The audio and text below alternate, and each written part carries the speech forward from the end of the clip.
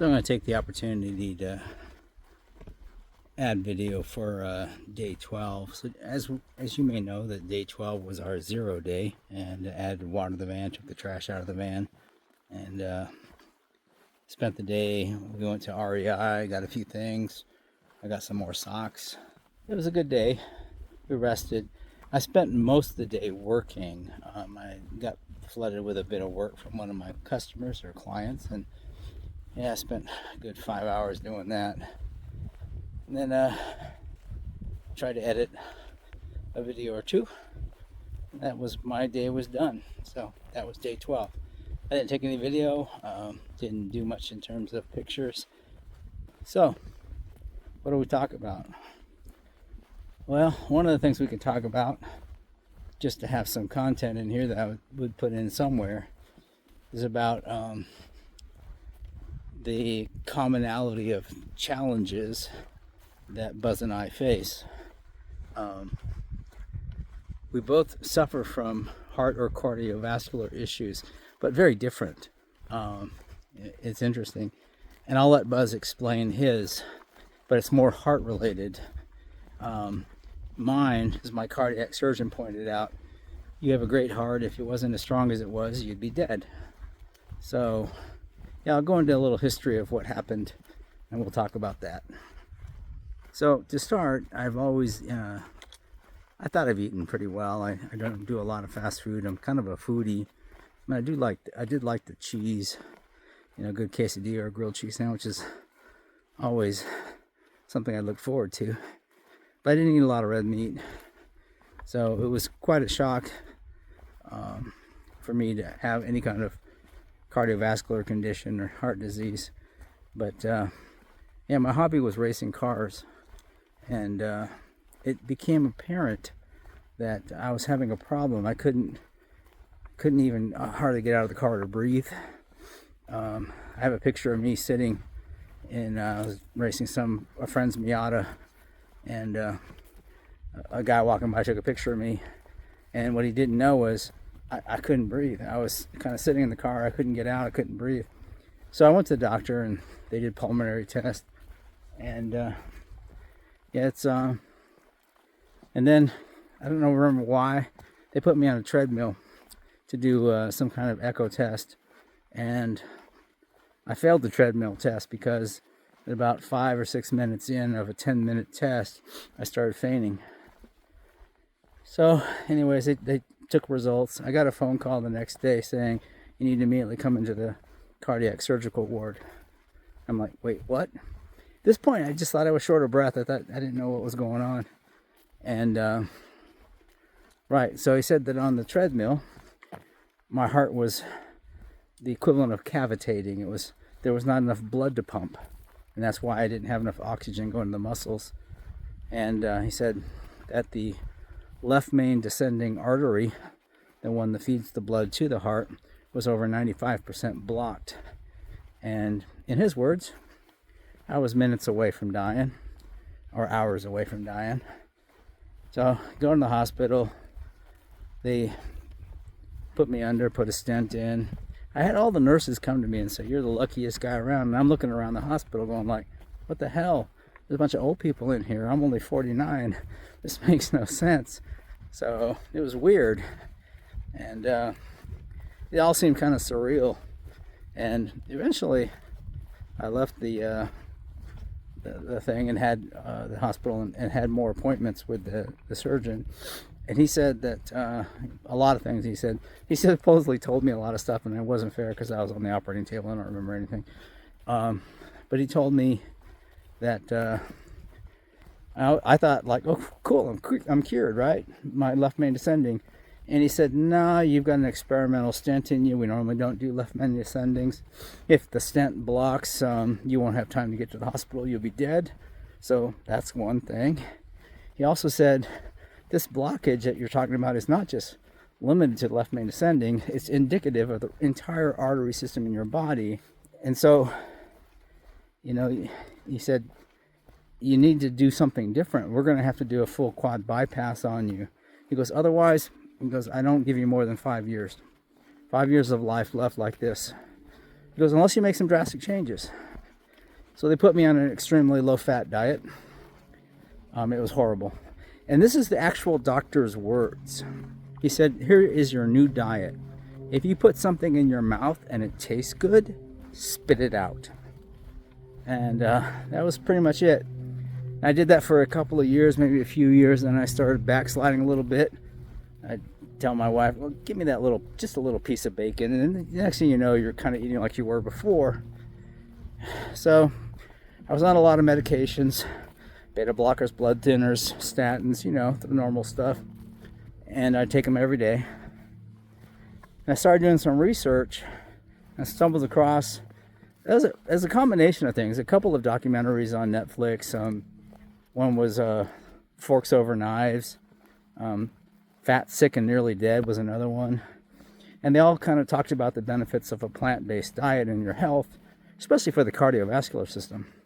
So then I started, there's so much myth about diet and stuff like that. So I started looking into more the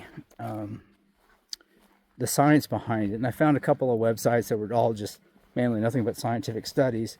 And they really convinced me that going plant-based would be a good idea. So, a little over 12 years ago, I wrote on my blog at the time, because I've always been blogging. I wrote on my blog at the time, hey, I'm going to give this a try, and if the food sucks and I don't like it, I don't care, I'm going to quit. So I gave it a shot. Well, to my surprise, the food really didn't suck. It was just different. It was a different way of eating, and you had to look at different ingredients and stuff like that. But it was actually not bad, and it was in some cases a challenge for me to make the equivalent food as in a vegan style. So we did that, and then I started noticing other health improvements that weren't related. I had suffered from migraines every week, at least once a week, and they were gone. That could be totally coincidental. I do not know. I had some joint pains that were just always there, were gone. And there were some random benefits, like just more energy. And I used to get that kind of mid-afternoon blah where I just wanted to take a nap, couldn't think. That went away. And it was weird. It was like I was finding the food was tasty. And I'm not trying to turn this into a preaching documentary for the benefits of plant-based. I'm just trying to tell you my story and why I did it, if that makes sense. So anyways, the conclusion I came to was, if I could have food that tasted good and it wasn't too much of a hassle and it had these other benefits and could help with my cardiovascular system, then enable me to stay alive longer and have a healthier life, which is almost even more important, right? Living longer in bad health is really not all that much of a blessing compared to living longer in good health. So, I kept at it, and I'd go in for routine checkups. We started going in for routine heart and cardiovascular checkups every 3 months, and every 6 months, and every year. Anyways, about 6 years ago, the doctor did what's called a radioactive MRI, and he said, yeah, your arteries are really clear. It's almost like you didn't have cardiovascular disease. He says, not that we don't have to keep watching for it, but because it looks really good. And they did a blood panel, and they took me off all medications, all statins, blood thinners, everything. I no longer take anything. And for the last 7 years, I haven't taken any medicine, and I haven't seen a doctor for anything. So the positive of that is it saved me money on health insurance, because I just quit paying for it and took the gamble, which I'm not suggesting you should, but I did. And so that was so I've been eating plant-based now for 12 years, and I still watch my heart rate. I watch how I feel. I keep monitoring for angina, and on this hike I'm carrying nitroglycerin pills, which I haven't used in over a decade, but I carry them. So I'm trying to be smart and mindful, and so that's pretty much the story of my cardiovascular issues, which have been the main challenge for me health-wise.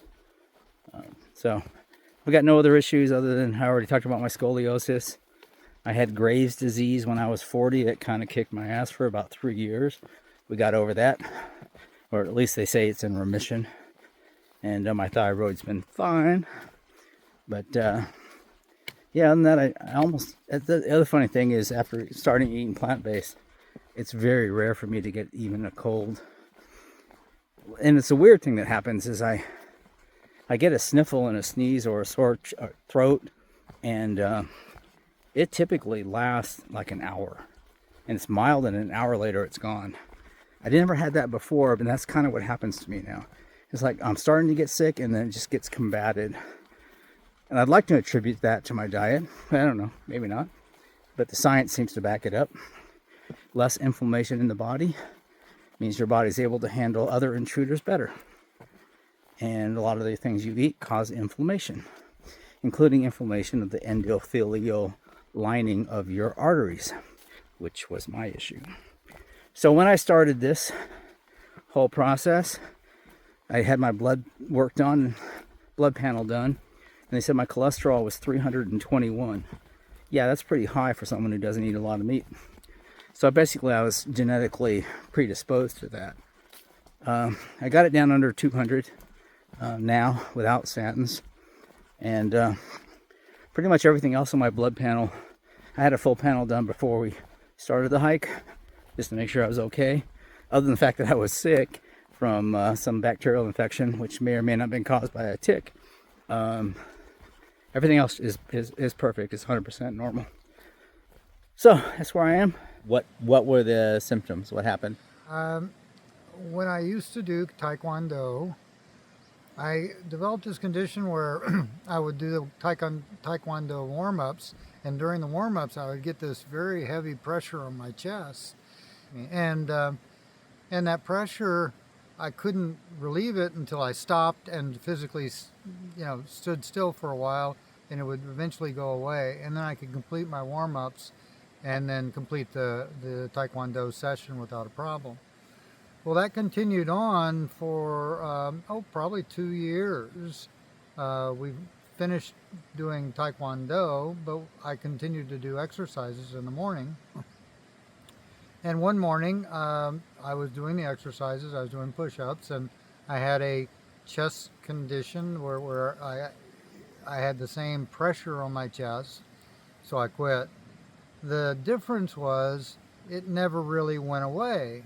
Vanish and I went out to do some running around town, taking the kids to school, and we stopped by the Starbucks, and Vanish convinced me after 2 hours or so that the pressure had not really gone away. Maybe we ought to go to urgent care. So we went to urgent care, and urgent care, through a series of issues, finally called me and said, yeah, you had a heart attack, and to go to the nearest hospital. This was during COVID time, so Vanish took me to the emergency care and dropped me off. They wouldn't let her come in the emergency care area. So they took me inside, and they took the same sort of tests, and they found out, yes, I had a heart attack.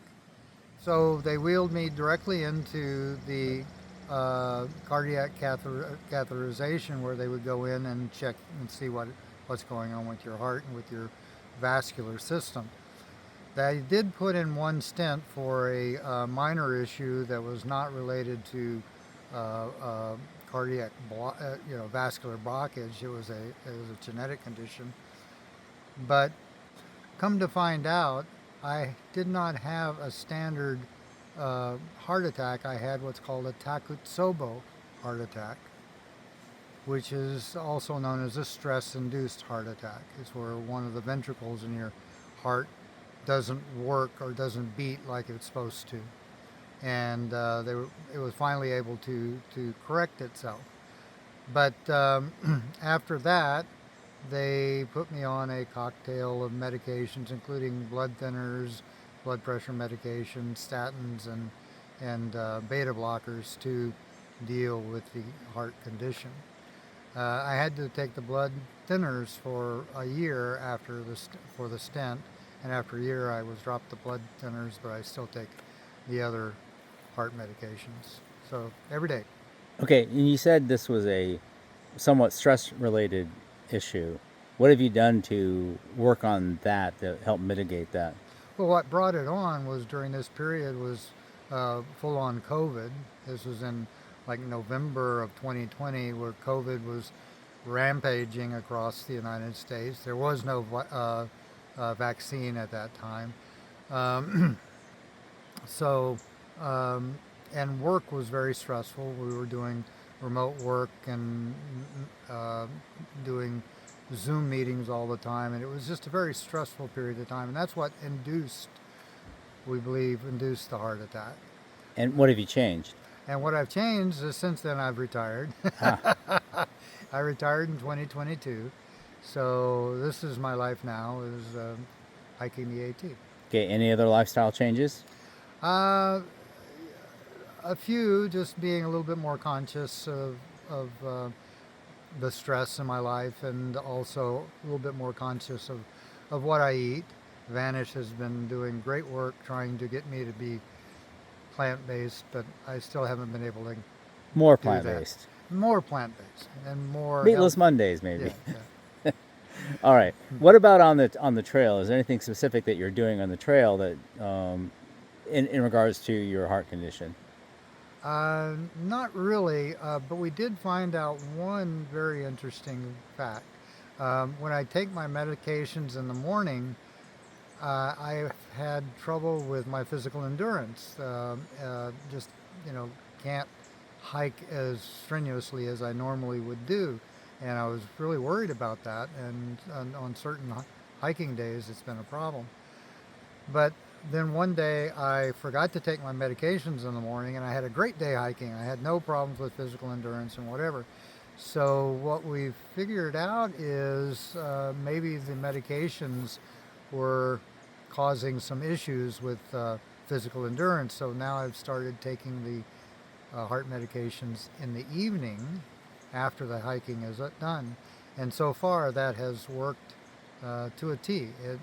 I haven't had one of my really difficult days yet. And do you find because of your heart that you might have to warm up more on your hikes? Yes, I have to start a little bit slower. I can over rev my heart, so to speak, where I get started and that's just a little bit too much right off the bat, and I have to stop a couple of times along the trail, especially if it's on a long uphill when we start out. But after a while, it normalizes itself, and I'm fine for the rest of the day. And are you carrying nitroglycerin on you? I am, and everybody knows exactly where it is. All right, perfect. Anything else you want to say? No, I don't have anything else. Perfect, thanks.